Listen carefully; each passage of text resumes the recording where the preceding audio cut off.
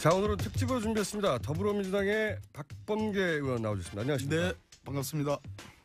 국민의당 김관영 의원님 나오셨습니다. 안녕하십니까? 네, 안녕하세요. 김관영입니다. 바른정당에 오랜만에 나오신 장재현 의원님 나오셨습니다. 안녕하십니까. 장재원입니다. 어디 가셨었어요?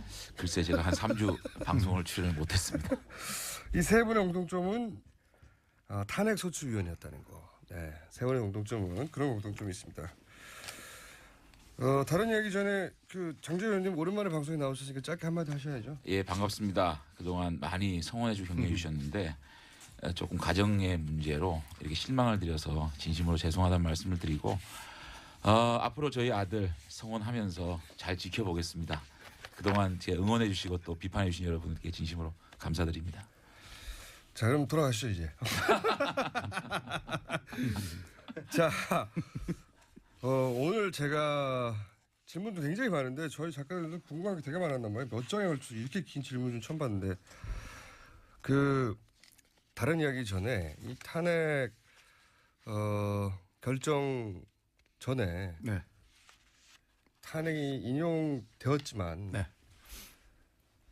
이거 약간 불안한데 하는 순간들 그때는 내가 말을 못했는데 각 당의 사정상이라든 혹은 본인의 감 혹은 뭐 본인의 정보 이때 진짜 불안했었어.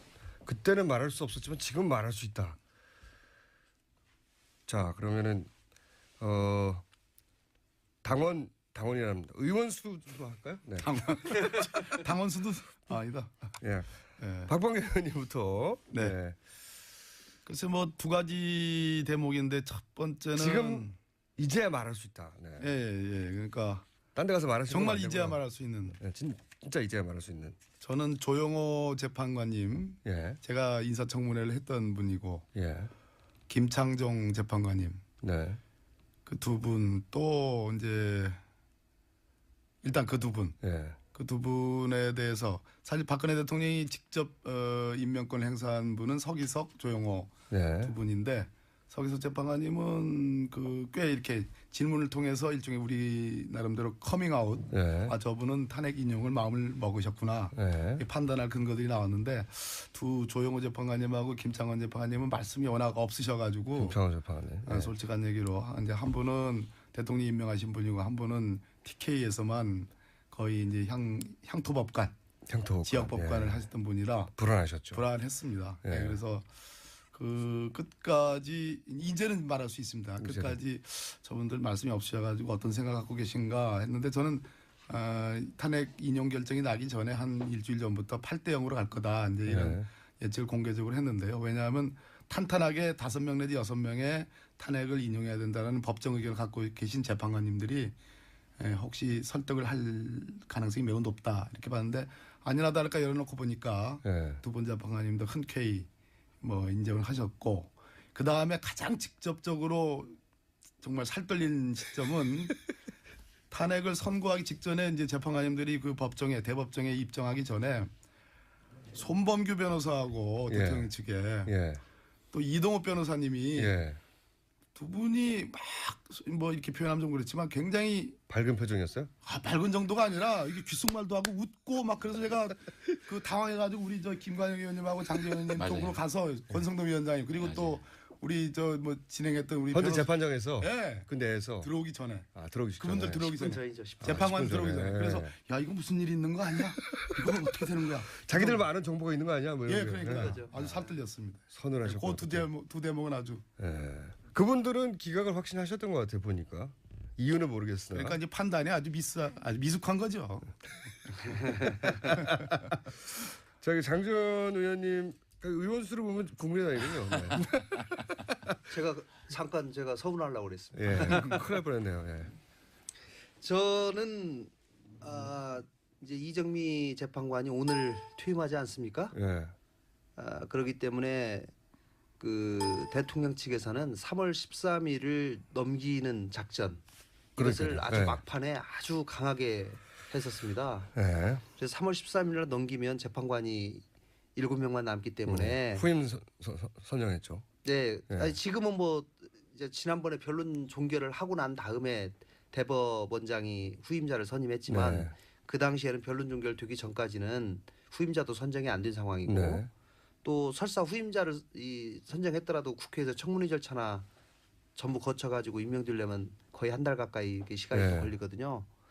그런 상황에서 이 마지막 한 2주 전부터는 집요한 지연작전을 그렇죠. 펼쳤습니다. 그래서 3월 13일이 만약에 넘어가 버리면 저는 대단히 쉽지 않을 거다. 그렇겠죠. 그리고 예. 7명만 남게 되면 7명 중에 한 명이 병원에 입원해 버리면은 진행이 안 되는 거거든요. 예. 예, 그래서 그 작전으로 가는 것. 마지막에는 또 그 작전 중에 하나로 대리인단이 총사퇴하는 것까지도 예. 뭐 자기들이 의미심장한 결단을 할 수밖에 없다라고 그런 얘기까지도 했거든요. 그래서 야 이거 최악의 경우는 저 사람들이 극단적인 선택, 대리인단이 총사퇴하면서 뭐 또 새로운 대리인단 선임해야 되기 때문에 시간 달라. 또 기록을 읽어봐야 되기 때문에 시간 달라. 이런 식으로 하면서 다시 또 지연 작전을 할 가능성도 있겠다. 그렇게 되면은 이게 일주일만 밀려도 확 밀려버리고 몇 달이 몇 달이 걸리는 것이 아니라 아예 이제 인용이 안 될 가능성이 생겨버리기 때문에 대법원장을 근데 그 대법원장이 그 후임을 발표한 것은 저는 결정적 패착 중에 하나였다고 봐요. 왜냐하면 현재 재판관들 입장에서는 굉장히 네. 자존심이 상했을 거라고 봅니다. 아니 왜 개입해?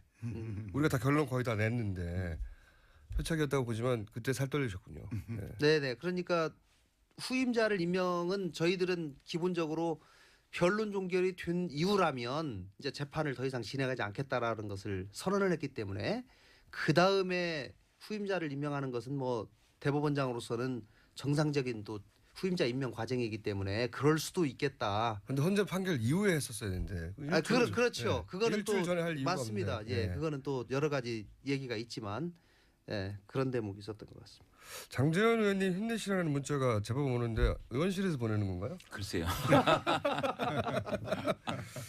자, 의원님은 불안했던 순간들이 일단 개인적으로 불안하셔가지고 그죠? 그 얘기는 조금 이따 하고요.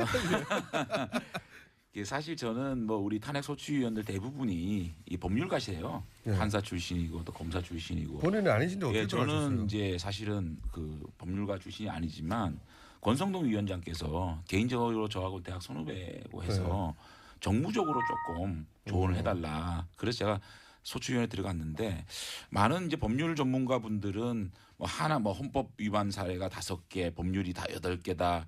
또 헌법재판관의 성향이 어떻다 이런 것들을 잘 아시니까 네. 굉장히 불안해하실 부분이 좀 있을지 모르겠는데 일반적으로 국민들의 보편적 상식에서 이것이 불안할 시점이 있는가 또 네. 마지막 날 탄핵 그 결판 나는 날 많은 의원님들이 모여서 야 이게 너무 저쪽에서 이동호 그 변호사하고 김홍민 변호사 너무 밝은데. 너무 밝고 웃지 않느냐 그래서 제가 그래서 이춘석 의원님 계셨는데 이게 탄핵 인용이 안 되면 뭐가 됩니까 이렇게 말씀을 드렸는데 아무것도 모르니까 마음 편했군요. 네, 저희 대표 변호사께서 그러니까요. 대표 변호사 8대 0입니다. 그렇게 말씀하시더라고요. 그래서 저는 뭐 탄핵이 될 거라는 거는 제가 뭐 어떤 그 위험한 순간은 별로 없었는데 다만 저는 확실하게 이게 탄핵이 인용이 될 거다 확신을 가진 게 안종범 씨가 나와가지고 모든 행위의 정점에 대통령이 있었다라는 얘기를 하는 딱 들을 때 아 이거는 이제 끝났다 이런 생각을 했고 아무것도 모르니까 그래. 다만 이제 김평우 변호사가 나와가지고 이제 참 어떻게 보면 이 재판장을 혼탁하게 만들고 그렇죠. 또 험죄를 어떻게 보면 권위에 도전을 하는 이런 말씀을 한 모욕을 많이 가운데서 했죠. 네. 아 이게 지금 결국은 이 변호사들도 대통령 측 대리인들도 인용을 인지를 했구나. 그래서 이걸 여론몰이식으로 가는구나. 그래서 아 이게 굉장히 좀 이렇게 보수 진영 내에 어떤 그런 여론들이 분열을 시키고 있는구나. 그래서 그런 정치적으로 어떻게 보면 보수 진영 내에 어떤 보수 적통 경쟁에서 조금 문제가 있지 않겠나 생각을 했지 전반적으로 탄핵 인용에 대한 어떤 위기의 시점이나 이런 거는 크게 뭐 저는 느끼지 못했습니다. 마음이 참 편하셨군요. 쉬시는 동안. 그리고 이런 건 어떻습니까? 이게 이렇게 큰 사안은 사실은 결정적 순간들이 있잖아요. 이게 이제 우리가 TV로 본 결정적 순간도 있지만 현장에서 소추위원으로 야 이때가 정말 결정적인 순간이었어. 저 개인적으로는 그 김평우 변호사의 투입도 결정적인 것 중에 하나라고 보는데 네. 김평우 서석구 네 그런 두분 분들이 변호사님. 참 큰 역할을 해주셨고 큰 역할을 해줬죠. 네, 정말로 큰 역할.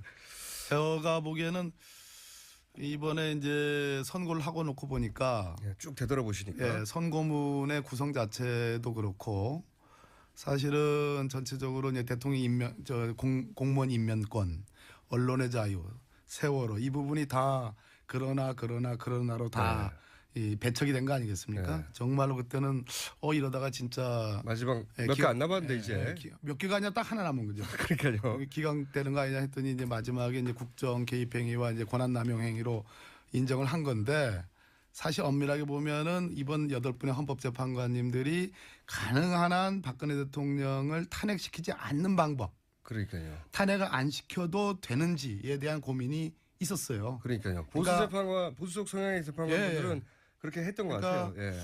굉장히 이제 우리가 이제 예전에 재판을 해보면 이것은 유죄니 무죄인지 뭐 일종의 그 무죄 추정 원칙이라는 게 있지 않습니까? 사실 이번에 대통령 파면 절차인데 이번에도 무죄 추정 비슷한 그런 원리가 작동했고 설사 법 위반이나 헌법 위반이 있어도 대통령이 반성을 한다면 즉 복직해서 정상적으로 대통령직을 수행할 수 있을 가능성만 있다면 사실은 탄핵을 안 시켜도 된다라는 생각을 갖고 계셨어요. 어떤 판결문을 보면 판결문을 보면 판사 출신으로 예, 따라간다 이거죠. 예. 그러니까 이게 그런데 해보신 분들이 이런 걸 아시는데 장 장재원님 의원님 말씀처럼 김평우 변호사님하고 서석구 변호사님 이분들이 투입이 되면서 분위기가 이제 달라졌습니다. 네. 그러니까 제가 보기에는 완전히 이제 뭐 재판 끝났다라고 오판한 것도 있지만 사실은 대통령과 대통령을 지지했던 세력의 힘을 과신해 가지고 그러니까요. 이렇게 선동을 하면 상당 부분 확 일어나고 실제로 많은 뭐 소위 친박 집회라는 것이 그냥 예. 티밥 튀기듯이 확 불같이 예. 일어난 건 사실이거든요. 뭐 알았는 표현은 아니네요. 티밥튀기듯이. 예. 점잖은 표현은 아닙니다만은 그 힘으로 사실상 헌법재판관들을 설득시킬 수 있었다라는 오판을 했을 가능성이 높은데 오히려 그것이 헌법재판관들의 영린을 건드리고 자존심을 건드리고 대통령과 대통령 둘러싼 심지어 대리인들조차도 이렇게 막 가면 이런 분들을 원직으로 복직시켰을 때 그 국정농단은 다시 또 개시될 가능성이 있다라는 그 판단을 한 것 같아요. 그럼 두 분 변호사의 투입이 결정적인 순간이었다. 패착이죠. 패착. 지금도 저도 마찬가지. 결정적인 순간 딱 그때밖에 없었습니까? 보시기에.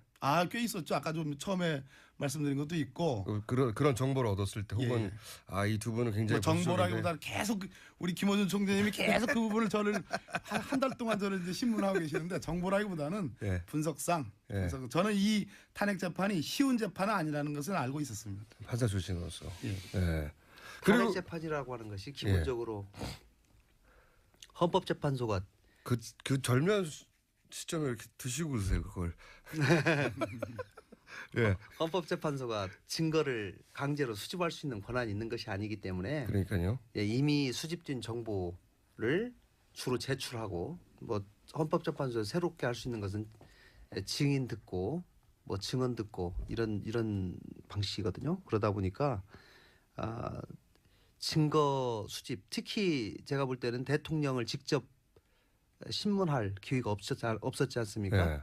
그것 때문에 추가적인 사실 확인하는데 상당히 애를 먹었고 그것이 이번 헌법재판소의 판결에 공무원 임명권 남용을 통한 지국공무원제 본질을 해치지 않았냐 그 부분하고 세월호 부분하고 언론 침해 부분하고 이 세 개 부분은 이제 어떻게 보면 인정이 안 됐는데 그 부분은 제가 재판 과정을 지켜보면서 마지막에 결국은 대통령이 개입했냐 개입하지 않았냐 대통령이 누구에게 지시했냐 이 부분이 밝혀져야 되는데 그 부분을 밝힐 수 있는 기회가 없었다.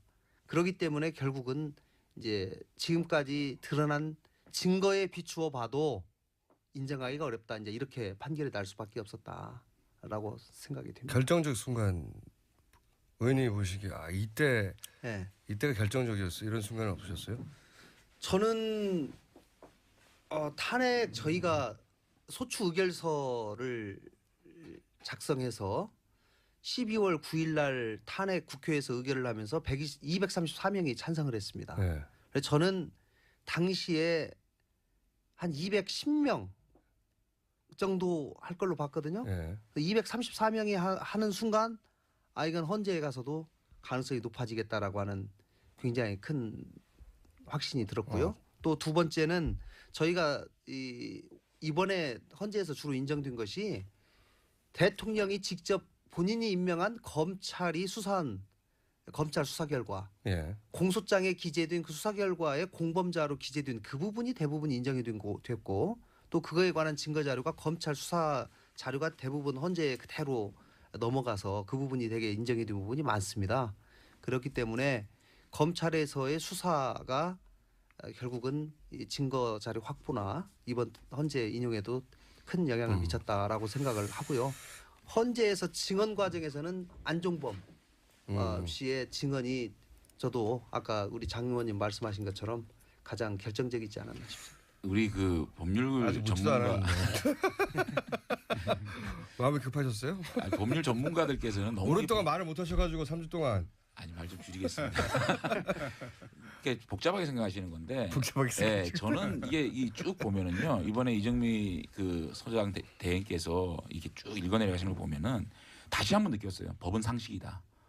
법은 절대로 상식에서 벗어나지 못한다는 느낀 게 사실 한번 보자고요. 세월호 문제 같은 경우에도 세월호 문제가 대통령의 성실 의무를 위반하지 않은 건 아니다. 뭐냐면 성실 의무라는 게 좀 모호하다. 성실 의무라는 것을 탄핵의 어떤 종목으로 넣기는 좀 힘들다라는 얘기를 하신 거예요. 무슨 말이냐면 성실 의무를 100을 위반을 해야 탄핵인데 80이냐 90이냐 100이냐 이렇게 계량화할 수는 없는 것이 아니냐. 그런 차원에서 기각이 된 부분이고 인사농단이나 언론농단도 세계일보 문제는 문제가 있다. 다만 이것을 누가 지시했는지 정확하게 밝혀지지 않았다는 얘기를 한 거고 마지막에 저는 그 이번에 이정미 재판관의 어떤 그 하이라이트가 특검과 검찰 수사에 협조하지 않은 거.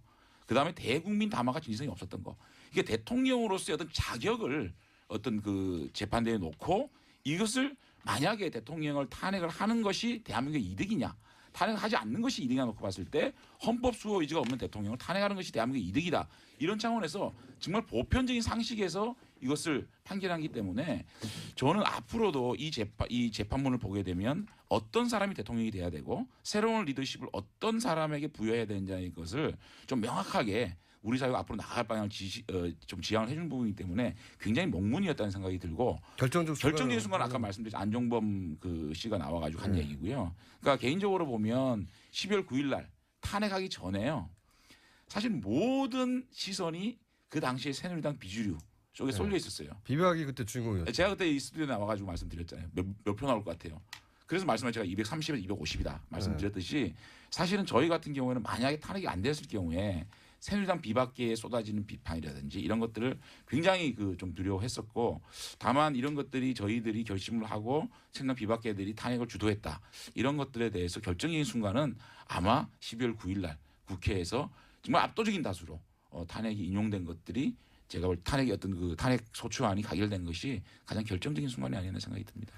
이 세월호 관련된 판결에 대해서는 사실 이견이 좀 있는 걸로 상식이라고 말씀하시는데 다른 상식을 하시는 분들도 있거든요.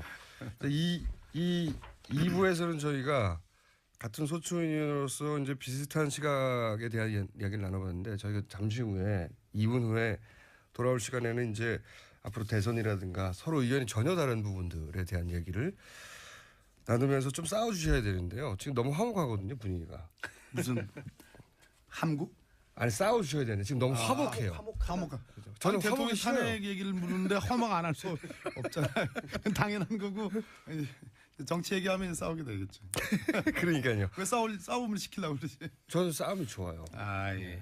화목하게 싫고요. 얼굴은 평화롭게 생기셨는데. 아니 근데 바른정당은 굉장히 불안해하지 않았었나? 이거 이러다가 만에 하나 탄핵이 안 되면 당이 날아가고 막 끝장나는 거였잖아요. 아니 근데 사실은 처음에 우리 박범계 선배님 말씀하셨듯이 재판문 판결문을 읽어 나가시는데 처음에 하나, 둘, 셋 비각되는데 그러나. 야 이거 진짜 그러니까 저는 뭐 믿고 있었는데 그럼에도 불구하고 이제 앞에서 그러나 되는데 야 이제 배치 떨어졌구나. 배치 떨어졌구나. 저희는 뭐 탄핵이 기각되면 정말로 저희들이 뭐 그냥 뭐 말로 사퇴하겠다는 생각이 아니고 이거는 정치적 책임을 져야 된다는 생각이기 때문에 사실은 뭐 사퇴를 강하게 할 생각이었습니다. 사실 의장님이 발리를 하시더라도 저희는 사퇴를 하려고 생각이기 때문에 지금이야 이거 무슨 말을 못해요. 저희는 진짜 그런 진정성을 가지고 이번 탄핵이 임했다. 그러니까 그때 가슴이 철렁철렁하셨죠. 철렁보다는 이게 왜 이럴까? 만약에 이것이 탄핵이 기각이 됐을 때 사실 뭐 개인적으로 국회의원 그만두는 생각도 있었지만 야 과연 대한민국이 이래 정말 이게 갈 수 그렇죠. 있을까? 그때도 대한민국을 생각하셨어요? 네. 본인보다 앞서서 무슨 말을 못합니까 지금. 자, 지금 저희가 박범계 의원님, 김관영 의원님, 장재현 의원님과 얘기 나누고 있습니다. 잠시 쉬었다가 8시 10분에 3부에서 이분들 다 다시 만납니다. 김어준입니다. 탄핵 소추위원이었던 박범계 의원님, 김관영 의원님, 장재현 의원님 세 분과 함께 이야기 나누고 있습니다. 장재현 의원님만 계속 검색어에 올라오고 있어요. 많은 분들이 궁금하셨나 봐요. 글쎄 이제 사실은 제가 이번에 저희 아들 문제를 겪으면서 너무 내 방식대로 저의 방식대로 이렇게 아들을 이렇게 이끌어가려고 했던 것들이 참 저도 90대 사람이구나라는 말을 느꼈고 이제는 제가 뭐 이렇게 할 수 있는 방법은 없고 이렇게 지켜보면서 다만 우리 아들이 나이에 맞는 행동을 하면서 자기가 원하는 자아를 실현했으면 좋겠다는 생각을 해봅니다. 네. 힘내십시오. 감사합니다. 네, 저도 아들 3명이 있는데 네. 언제 터질지 모르는 화약고입니다. 항상 네, 아들은 다 걱정- 할 거예요. 네. 저도 항상 걱정하고 삽니다. 어제 일요일 날 이제 서울로 올라오는데 우리 아들 고등학교 1학년짜리 아들이 장재현 의원님 아들 뜨고 있다고. 다시. 예, 그래서 제가 오늘 여기 뉴스공장 같이 출연한다고 하니까 격려해 주라고 우리 아들이 그러더라고요. 떠진 건 힘내세요. 네. 아니 근데 이번에 이제 그 일 터지고 나서 야당 의원님들이 막 문자가 오시는 거예요. 네. 괜찮다 용기 내라 그러시면서 네. 그래서 야, 이 왜 야당 의원님들이 이렇게 격려를 해주시나 싶었는데 하여튼 이번에도 야당 선배님들 참 감사드립니다. 자유한국당에서는 연락 없어요? 고맙다고. 자, 앞 이야기 마무리하자면 전 대통령이네요. 이제 박근혜 전 대통령이 청와대 떠나서 사저에 가면서 메시지를 대리로 냈잖아요. 네. 이 메시지에 대한 논평 간단하게 하고 네네네. 다른 주제로 넘어가겠습니다. 자, 순서를 해주세요. 다시. 순서가 접니까? 예. 글쎄요, 박근혜 대통령, 전 대통령 국민 감정 건드리는 데는 재주가 있으신 분이에요. 예, 저는 제가 이제 다른 방송에 나가서 예측을 대통령 메시지가 없길래 메시지가 나온다면은 어떡할 것 같느냐라는 질문을 듣고서 주문은 이번에 이제 헌재 재판의 주문과 이유가 있지 않습니까? 네. 이유를 먼저 쫙 얘기한 다음에 마지막에 피청구인 대통령 박근혜를 파면한다. 이게 네. 주문인데 주문은 헌재 결과의 승복, 이유는 불복. 이렇게 모순된 메시지가 나올 가능성이 높다 이렇게 판단했는데 뭐 비슷하긴 했어요. 예를 들어서 안고 가겠다. 네. 이거는 마치 이제 승복하는 그런 메시지였는데 바로 뒤 문장이 나온 네. 문장이 진실은 반드시 밝혀질 것이다. 결국은 진실 밝혀져 봤자 뭐 박근혜 대통령 더 나쁜 일 한 거 더 많이 밝혀져 가지고 오히려 죄만 더 많아지는 거지 뭐 그렇게 말씀하시면 국민들 화 돋구는 일이니까 글쎄 저걸 무슨 계산으로 한 것일까 정무적으로 한번 판단해 봤는데 대통령 선거는 아닌 것 같고요. 워낙 지금 그 대통령 대면 조사와 청와대 압수수색 또 뭐 출국 금지 이런 것들이 다 남겨져 있고 지금 최순실과 다 공범 관계인데 최순실 기소된 것만 가지고 유죄가 한 3분의 2만 나와도 제가 보기에는 형량이 엄청나거든요. 얼마나 나올 판사하셨으니까. 지금 아무튼 뭐 최소 10년 이상은 나오는 이런 사례인데 최순실 씨가 10년 이상. 10년 이상. 뭐 아니면 많게는 보는 분들은 뭐 무기징역까지도 보는 수가 있다는 건데요. 박근혜 대통령의 경우에 만약에 그 혐의들이 다 공범 관계로 돼 있습니다. 그럼 마찬가지로 그 정도. 아무튼 뭐 중한 매우 중한 범죄니까. 최순실보다는 더 중하다고 봐요. 예, 그래서 그 걱정까지도 앞서서 저러시는 건가? 뭐 지난한 법정 투쟁을 한번 해보겠다 이런 평가를 드립니다. 저는 참 아쉬웠습니다. 국민들에게 마지막 용서를 구할 수 있는 찬스를 저렇게 날려버리는가. 그런데 이제 그동안 헌법재판소에서 제출된 여러 대통령의 대리인단이 보여준 행동 또 마지막 대통령이 본인의 의사다 해가지고 이동욱 재판관이 대신 읽은 내용이 있거든요. 그 내용을 보면은 본인이 사익 추구하지 않았다. 끝까지 혐의를 아무런 부인했습니다. 죄가 없죠. 예, 아무런 부인이 없다, 죄가 없다고 했거든요. 네. 야, 그것을 일관되게 할 수밖에 본인은 없겠다라고 아마 대리인단이나 측근에 있는 사람들이 조언한 것 같아요. 왜냐하면 검찰 수사를 앞두고 있기 때문에 이것을 인정하는 순간 검찰 수사에 그대로 나는 죄가 다 있습니다라고 인정하는 꼴이 되기 때문에 진실은 밝혀지겠다. 진실을 밝히는 것에 대해서 본인이 여전히 사실과 다른 부분을 밝히기 위해서 노력하겠다라고 하는 의지를 그렇게 표현한 것이라고 생각이 드는데 저는 마지막까지도 대통령이 그 대리인단하고 회의를 하지 않았겠습니까? 수차례? 회의를 안 한 걸로 저는 알고 있어요. 만나기 힘들었던 걸로. 아니 근데 뭐 저기 그 손범규 의원은 자주 만난 대리인도 있고 자주 안 만난 대리인도 있고 뭐 전화로 한 대리인도 있고 뭐 등등 얘기하더라고요. 근데 네. 어쨌든지 그럼 뭐 전체는 아니더라도 대리인단 대표나 누구는 아마 분명히 뭐 만나서 회의하고 진행 상황 보고하고 대통령의 그랬을 텐데. 대리인을 또 대리인단이 만난 게 아닌가 싶어요 저는. 그래요? 유영하 변호사가 제가 예. 일주일 전에 방송에서 인터뷰를 서로 나란히 했는데 그 삼성동 주택을 지금 최순실의 모친이 사줬다는 거 아니겠습니까? 예, 예. 그게 이제 특검 수사 결과로 밝혀졌는데 그거를 질문자가 물으니까 그거 아니라고 네. 대통령이 다 산 거라고 네. 그렇게 얘기하니까 질문자가 그럼 그거 대통령 만나서 들은 얘기냐 그랬더니 못 만났는데요. 뭐 그런 식으로 얘기를 했어요. 그러니까 제가 보기엔 유영하 변호사조차도 못 만났으면 지금 대통령 대리인들 예를 들어서 뭐 서석구 또 김평호 변호사님 뭐 이동호 변호사 이런 분들 만나기 쉽지 않았을 거예요. 그 윤상현 의원이라고 전 의원 예. 그 왜 누나라고 부른다고 네, 하는 예, 예. 굉장히 가깝다고 하는 친박 의원이었습니까? 제가 알기로는 독대를 한 번 한 걸로 알고 있어요. 아, 그래요? 아 그래서 제가 드리는 말씀은 대리인단하고 대리인단이 대통령에게 한 번도 제대로 된 진상을 네. 그러니까 돌아가는 상황을 정확하게 객관적으로 보고할 기회가 없었던 것 같아요. 만약에 저한테 물어봤더라면은 인용이 될 가능성이 높으니까 빨리 사절을 수리하십시오. 내가 이렇게 좀 그것도 서두르십시오 얘기를 했을 텐데 그 본인도 끝까지 정확한 상황 판단을 못 하신 것이 아닌가 싶습니다. 알겠습니다. 메시지 어떻게 근데 보셨어요? 저는 이제 지난주 금요일 날 탄핵 인용 결판 나고 주말 동안 좀 찹찹했거든요. 사실은 그게 물론 뭐 대한민국을 위해서 탄핵 인용이 되는 게 다행이라고 생각을 했지만 개인적으로 어떻게 보면 좀 짠한 마음이 있었어요. 사실 어떻게 보면 저희들이 노력해서 만든 대통령인데 이렇게 탄핵된 거라서 주말 좀 짠했는데 어저께 밤에 불복 메시지를 들으니까 네.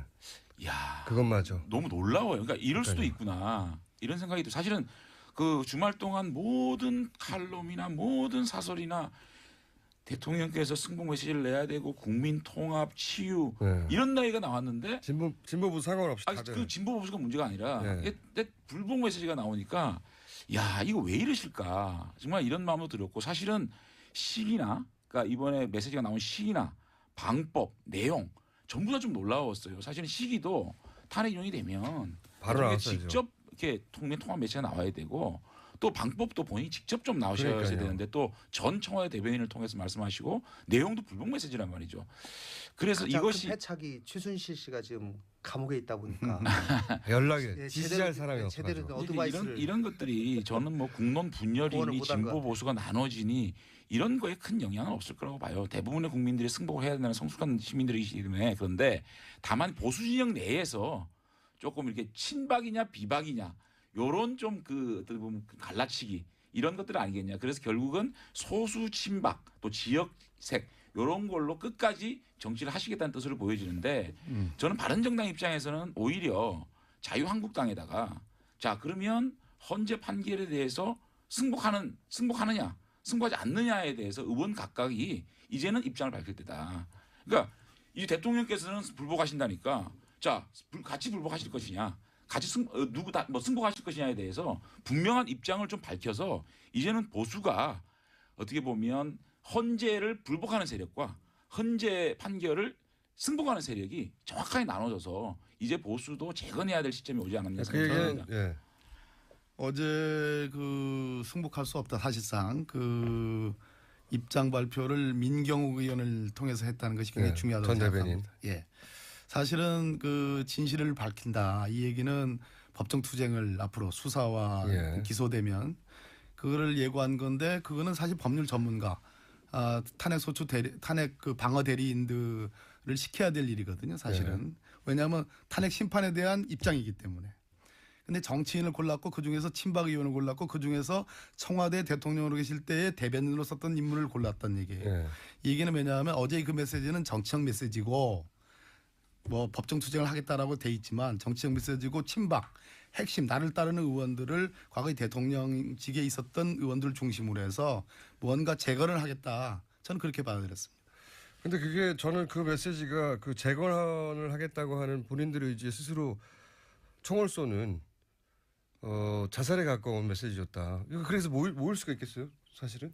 그 중도와 예. 또는 야당을 지지하는 지지자들을 놓고 본다면 어제 그 메시지는 분명히 에라죠. 그러나 대선을 생각하지 않고 아까 그 시간이 가면 진실은 밝혀질까 이 시간이 간다는 그 시간 타임 스케줄이 저는 대선을 목표로 한 것은 아니라고 보여져요.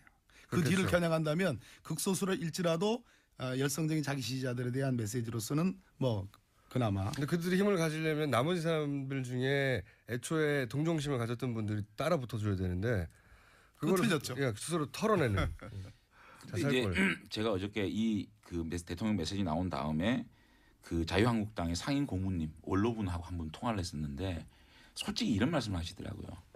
마지막 신라같이 남은 희망을 잘라버리는. 대선에서 그 희망을 예. 이제는 보수가 집권하는 데는 물건 같다. 이제 보수가 정말 국민들한테 어떻게 이 대선을 통해서 다시 각인시키고 하는 재정립이 필요한 거지. 야 정말 힘들어졌다는 말씀을 하시는데 굉장히 저도 동의를 하고 어저께 그 대통령께서 결국은 대한민국을 위해서도 아니고 또 보수 진영을 위해서도 아니고 그야말로 소수 친박의 팬클럽. 어떻게 보면 남아 있는 네. 이것을 가지시겠다라는 모습에 안타까웠는데 그러면서도 바른정당 입장에서는 굉장히 자유한국당에서 탈당 많이 하겠구나 이런 생각하시지 아니, 않았어요? 근데 지금 이제 사실은 지금 이제 보면 네. 앞으로 검찰 수사에 나가시는 문제 또 그것이 구속 수사가 될지 불구속 수사가 될지 모르겠지만 그런 많은 과정이 있습니다. 이 과정 속에서 여론이 어떻게 변할지는 모르거든요, 사실은. 네. 그렇기 때문에 그런 것을 지켜보면서 소수 어떤 그 세력들을 결집을 시키겠다는 것이기 때문에 박상호 바른정당은 지금까지의 어떤 그 행보하고 틀려질 게 없을 것 같아요. 자유한국당은 아까도 말씀드렸지만 이삭죽기. 아니요. 이삭죽기도 아니고 보십시오. 헌재의 그 결과를 수용하겠느냐 못하겠느냐라고 자유한국당이 이제 정말로 이제는 입장을 밝혀야 된다. 수용하는 세력은 저희와 같이 할 수 있는 것이고 이걸 불복하겠다는 세력은 자유한국당 남아서 그러니까요. 이제 그렇게 보면 보수 진영의 어떤 그런 그 세력들을 저쪽으로 완전히 우측으로 밀어낼 수 있는 환경이 조성됐기 때문에 극우로 밀어낼 수 있기 때문에 저희로 봐서는 지금까지의 스탠스와 일관되게 가는 것이 중요하다고 그러니까 생각합니다. 수학의 계절이 돌아옵니까 바른정당 입장에서는 막 이삭죽기 하면서 그렇죠? 그러니까 이 또 좋으시죠? 그 세력들을 완전 우측으로 몰아내면 또 네. 중도를 바라볼 수 있는 기회도 생기거든요. 네. 그래서 좀 넓고 큰 정당. 몇 명이나 들어올 거라고 보십니까 바른정당에? 그래서 저희들이 이제 또 고민을 하고 있죠. 하고 있는데 표정 관리하시면서 하여튼 뭐 많은 분들이 또 함께하지 않을까. 많은 분들이 함께하지 않을까. 저는 좀 생각이 좀 달라요. 그러세요? 저는 그러니까 그 평화의 시기가 오고 예. 통합의 시기가 오면 지금 사당 체제의 스펙트럼이 그대로 드러날 가능성이 높은데 그리고 오히려 중도의 힘이 많이 받을 가능성이 높은데 박근혜 대통령이 양극단으로 갈라치기를 정확히 했고 그런 측면에서 더군다나 앞으로 수사와 뭐 압수수색 이런 것들 출국 금지 기소 이런 문제가 다 남겨져 있는 사안에서 이것이 오래 끌 수 있는 사안이 아니거든요. 앞으로 한 달 내에 아마 검찰이 전광석과 같은 수사를 하지 않을 수가 없는 그렇겠죠. 그렇기 때문에 일종의 갈등이 다시 첨예화되고 네.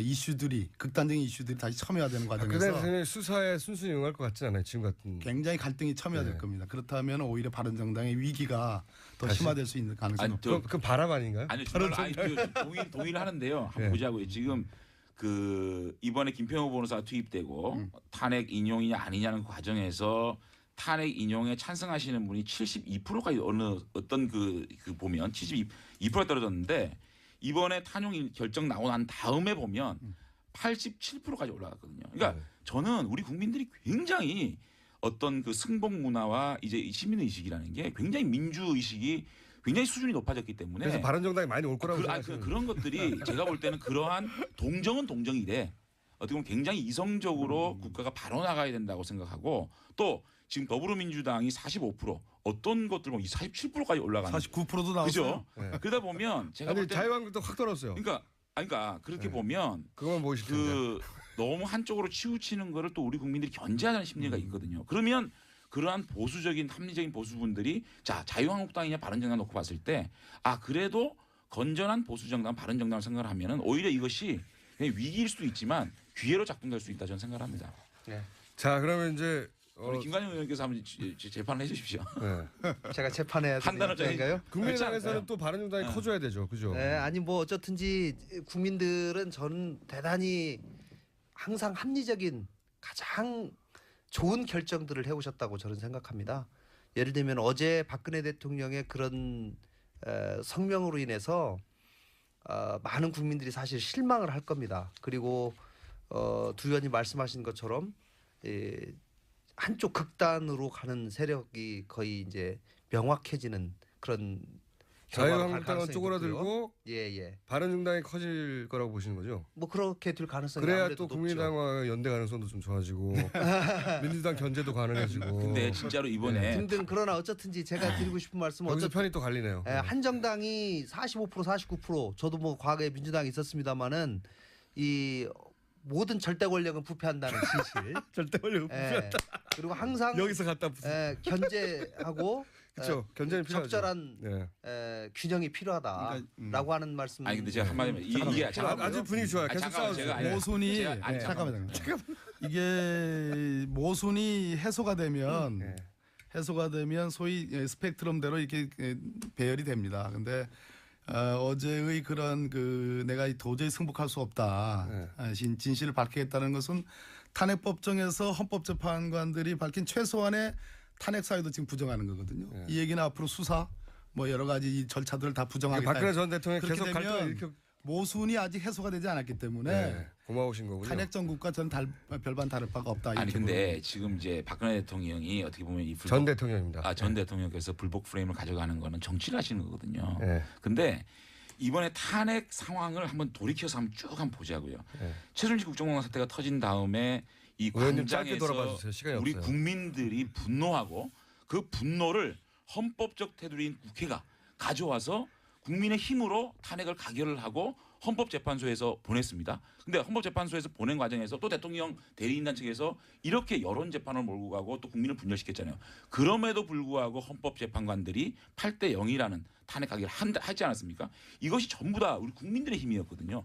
성숙된 국민의 힘이라고 보면 지금의 대통령께서 이런 프레임을 만드는데 우리 국민들은 갖지 않을 것이다. 그리고 분명히 이 보수와 진보의 논리에서 한쪽으로 기울어진 부분은 또 우리 국민들이 바로 평평한 운영을 만들어 줄 것이라고 믿으면 제가 볼 때는 그 안에 모든 진리가 나오고 미래를 우리가 바라볼 수 있다고 생각이 들면 자. 바른정당이 갈 길이 나온다 생각하는 거예요. 자. 뭐 연설 수준. 자 그러면 짧게 얘기해서 몇 명 바른정당 짧게 입당하실 거라고 예측하십니까?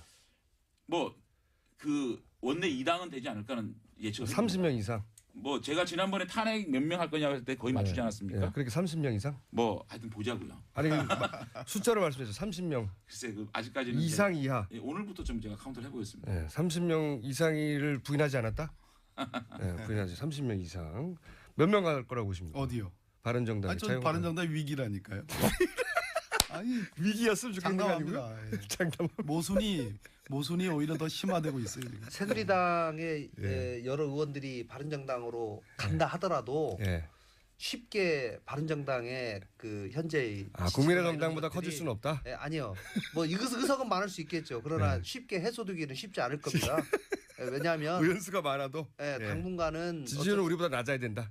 아니 뭐 높을 수도 있고 낮을 수도 있는데 제가 볼 때는 그런데 어쨌든지 뭐 저희는 합리적인 중도 보수하고도 뭐 충분히 정책에 대해서 얘기할 수 있다. 김종인 변수는 어떻게 보세요? 김종인 변수. 아니 잠깐만 요 얘기를 좀 더 해야 돼요. 이게요. 우리 후반에 붙어가지고 큰일 날 시간이 없어가지고. 내일 한번 더 바른 정당은 위기가 오지 않으면 기회가 될 수가 없어요. 맞습니다. 이게 굉장히 위기가 오고 판이 흔들렸기 때문에 바른정당 기회가 있다고 보고요. 한 가지 말씀을 드릴게요. 지금까지 탄핵 지지율 꼴찌에 가까웠으니까요. 맞습니다. 그럴 수밖에 없는 게 탄핵 인용이 돼야 된다는 80% 국민이 있었어요. 그런데 더불어민주당이 45%가 돼 있고 국민의당이 10%잖아요. 55%입니다. 25%에 이 바른정당을 지지할 수 있는 분들이 있는데도 불구하고 저희가 5%밖에 안 되는 거는 네. 저희들이 지금까지 양극단의 논리에서 저희들이 조금 차별화시키지 못한 그런 패착이 있었거든요. 그래서 이제 대표와 최고위원 지도부가 다 이번에 사퇴를 했고 이제는 사퇴한 이유가 뭔가요? 아니 근데 담자는 거죠. 그러니까 자유한국당에서 많이 와서 여기 아니 그건 아니고요. 그럼 누굴 담은 자유한국당이든 중도세력이든 간에 네. 저희가 비우는 마음으로 가야. 그러니까 바른정당을 우리가 처음에 뭐 창당을 했고 창당 발기인이었기 때문에 저희가 주인이다가 김종인 대표 아니고 거기 오라는 거예요? 주인을 비워드릴 테니까 이제 그러니까요. 이 정당을 정말 아까 국민의 정당, 대중정당으로 가자는 마음에서 비우는 거거든요. 김종인 전 대표 변수 이제 변수가 되나요? 그러니까 저희들은 우리 제가 볼 정당인데. 탄핵을 찬성한 80% 중에 민주당과 국민의당을 지지하는 사람 빼고 25% 이것부터 바로 복원을 하게 되면 저희 탄력을 받을 거라고 생각합니다. 김종인 전 대표의 이제 화두가 결국은 개헌론 또는 네. 임기 단축론을 근거로 해가지고 일종의 이제 반문 반박 뭐 강력한 빅텐트를 만들겠다는 거 아니겠습니까? 네. 그런데 그렇게 되려면 소위 이번 탄핵 정국에서의 모순들 적폐의 본질인 박근혜 최순실의 모순들이 다 해소가 돼야지 그러한 정치적인 구도로 가게 되거든요. 그런데 그런 모순들이 해결이 되지 않은 겁니다. 그러니까 그래서 국민들 눈에 적폐가 여전하다. 아직도 반성하지 않는다. 그리고 검찰 수사가 남아있다. 저는 계속 탄핵 정국이라 보는 겁니다. 그러니까 적폐가 청산되지 않고서는 지금 말씀드리는 그 하시는 그런 정치 공학적인 그러한 배열들이 쉽지 않다라는 말씀입니다. 김종인 전 대표의 변수는 그다지 파괴력이 없을 것이다. 국민들 관심이 박근혜 대통령의 아주 일부 지지와 나머지 저분을 앞으로 어떻게 할 것인가에 대한 관심으로 남아 있는데 개헌 얘기가 그렇게 말빨이 맥히겠습니까? 자, 김종인 전 대표에 대한 변수는 어떻게 보시고 국민의당에서는? 김종인 대표가 상당한 역할을 해서 네. 나름 본인의 생각하는 개헌 문제라든가 경제민주화 문제를 제대로 실현해내시려면 본인이 킹이 되시겠다는 것을 접는 순간 그건 가능해진다고 직접 저는 출마하실 것 생각합니다. 같기도 한데요. 예, 그런데 본인이 직접 나서겠다, 대선 주자로 나서겠다고 하는 순간 굉장히 더 복잡해지고 아, 그러니까 쉽지 않을 것이다. 안철수 전 대표를 도와야지 옆에서 본인이 직접 나가면 안 된다 이거죠. 뭐 저희 입장에서는 저희 당 후보를 돕는다면 더 바람직하다고 생각하지만 어쨌든지 전체를 본인이 생각하는 빅텐트를 조금이라도 생각하고 구체화시키려면 본인이 먼저 희생하는 모습을 보여야 된다. 저는 김종인 그렇게 대표가 이제 민주당 진영 외에 다른 진영에서 어느 정도 영향이 있을지는 미지수입니다 아직까지. 네. 다만 더불어민주당에서는 정말로 심각하게 생각을 해봐야 됩니다. 김종인 대표가 경제민주화를 이루기 위해서 박근혜 대통령을 만들었습니다. 그럼에도 불구하고 박근혜 대통령께서 경제민주화를 이룰 의지가 없었기 때문에 더불어민주당을 도와서 그럼 더불어민주당에서 경제민주화를 실천해보겠다고 가셨지 않았습니까? 그리고 이번 20대 총선에서 김종인 대표의 역할을 또 역량 부정할 수가 없지 않습니까? 바른정당 오시는군요. 잠깐만요. 그럼에도 불구하고 더불어민주당에서 경제민주화의 의지가 없다고 생각이 다 나온 거 아닙니까? 그것도 국회의원을 내려놓고 나왔거든요. 그 부분에서 더불어민주당에 대한 타격은 불가피할 거라고 보고 다만 이 경제민주화는 상징성을 가진 분위기고 대한민국이 앞으로 가야 될 경제가 좀 더 공정하고 좀 더 우리 국민들의 어떤 양극화를 해소해야 된다는 측면에서는 이분이 가진 파괴력은 분명히 존재하는데 이것을 어떻게 이것이 정말로 국민적인 어떤 그 역할을 할 것이냐에 대해서는 조금 의문이 있지만 더불어민주당은 진짜 심각하게 한번 생각할 필요가 있다 생각합니다. 더불어민주당 걱정하시기에는 지금 바른정당이 너무 급하고요. 그러니까 제가 궁금한 건 혹시 자유한국당에서 나온 분들하고 바른당하고 김종인 전 대표를 중심으로 해서 어떤 재편이나 김종인 전 대표를 후보로 낸다든가 이런 아니요, 그런 그거는 구상이 있나요? 이렇게 봐야 될 거예요. 저희들이 공학적으로 자유한국당 의원들 일부와 또 김종인 대표로 상징되는 이 세력과 이게 무슨 뭐 꼭 대통령 선거에서 이기기 위한 텐트 이런 걸 보다는 경제 민주화라는 가치 또 이번에 국정농단이 벌어지는 데 있어서 그야말로 권력이 집중된 부분 물론 그것이 이번 국정농단 사태의 본질은 아니라고 생각합니다. 다만 어떤 제도적 차원에서 이걸 보완해야 될 부분이 있다면 권력구조 개편에 대한 개헌론 이런 것들에 대해서 가치 연대로 묶어낼 수 있다면 대통령 선거의 승리와 실패를 떠나서 굉장히 가치 있는 하나의 새로운 이념을 초월한 새로운 어떤 그런 지대 연대가 만들어지면 이것이 시간이 다 협치고 됐어요. 연정이라고 저는 생각이 들기 때문에 이것도 아주 가치 있는 일이라고 저는 그러면 생각합니다. 한 단답형을 여쭤볼게요. 김종인 전 대표 대선 출마합니까? 바른정당에도 보시고. 아직까지 모르겠습니다. 바른정당은 어떻게 판단하고 있어? 제가 알지를 못합니다. 그 부분에 대해서. 바른정당하고 사이가 안 좋으세요 지금? 당은. 글쎄, 그는 제가 제 입장에서 네. 어떻게 가보가는 대선 출마 가능성이 있긴 있다고 보시죠. 있다고 봅니다. 그렇죠. 어떻게 보세요? 네, 출마 안 할 도리가 없을 것이죠. 안 할 노래가 없다. 저는 본인은 해서는 안 된다? 아니요. 본인은 굉장히 출마하고는 싶을 텐데 예. 여건상 결국은 저는 못할 거라고. 자 마지막 질문인데 이거 아무래도 고정 코너로 만들어야 될 것 같은 생각이 드는데 이 세 분 대선 전국 2달 동안 그 앞으로 이 대선 전국에서 바른정당의 전략은 뭔가요? 간단하게 각 정당의 전략을 일단 저희 바른정당은 짧게 결국은 이게 무슨 뭐 대통령 선거의 승패에 너무 무게를 두면 안 된다. 승패 무게를 정말 왜냐하면요. 승패 무게를 둬야 되는 거 아니 아닙니까? 근데요. 선거에서는 그거는 예. 사실은 민주주의라는 게 잘못했으면 바뀌는 게 맞거든요. 그거를 우리가 그 국민들의 어떤 그 시민의 좀 인정하는 가운데서 정말 보수가 가야 될 길을 국민들에게 오롯이 제시하는 거. 그거에 목적을 둔다 그러면 승리할 수도 있다. 그렇지만 공학적으로 뭐 반드시 조금이라도 이기기 위해서 무슨 뭐 이게 하면 그거는 국민들이 이제는 더 이상 나라고 떨어질 수밖에 없기 때문에 어쨌든 새로운 보수가 가야 될 방향 이런 것들을 제시한다면 계속 그걸 진정서로 국민에 보여준다면 가능성이 있는 것이지 뭐 이거 이길 수 있다 이렇게 생각하고 뭐 공학적으로 무슨 일을 한다 그러면은 정말로 보수가 괴멸될 수도 있다는 생각을 가지고 해야 된다고 생각합니다. 바른정당 입장을 듣다 보니까 바른정당은 이번에는 대선은 안 되겠고 대신 자유당을 다 흡수해가지고 우리가 보수의 주인공. 아니 근데 이거는 시간이 없더라도 제가 말씀을 드려야 돼요. 아니 근데 진짜로요 그런 생각 없고요. 저희는 그런 진정성을 가질 때 네. 승리할 수 있는 거지 승리할 수 있다라고 생각하고 덤비면은 이거는 본질이 아니라고 생각해요.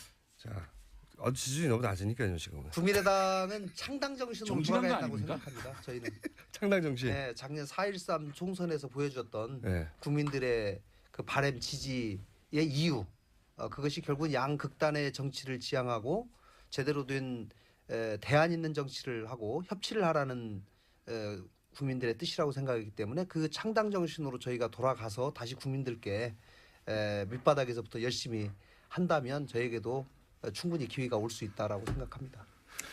더불어민주당은 뭐 여유가 시종일관 넘칩니까? 아닙니다. 그렇지 않습니다. 절대 그렇지 않고 사실 박근혜 대통령이 지금 나오시면서 어떠한 제스처와 어떠한 이미지를 국민에게 주느냐가 사실 중요한 대목이었는데 모순이 아직 해소되지 않았다. 이 얘기는 뭐냐면 적폐청산에서 정의를 어느 정도 회복하는 데는 헌재의 탄핵 결정으로 기여를 했지만 적폐의 근원적인 원인, 문화와 제도를 개선하고 궁극적으로 그것이 국민의 이익이 된다는 것. 예를 들어 적폐를 청산하는 것이 일자리의 창출과 연결되어 있습니다. 이렇게 얘기하면 지금은 국민들이 무슨 소리야 잘 모르겠는데 이럴지 모릅니다. 그러나 적폐 청산이 사실은 경제 회복과 민생을 살리는 데에 연결이 돼 있다는 말씀을 드리고 그런 쪽에 더불어민주당은 갈 거다 이런 말씀 드리겠습니다. 더불어민주당은 굉장히 여유가 있으시고 그렇지 않습니다.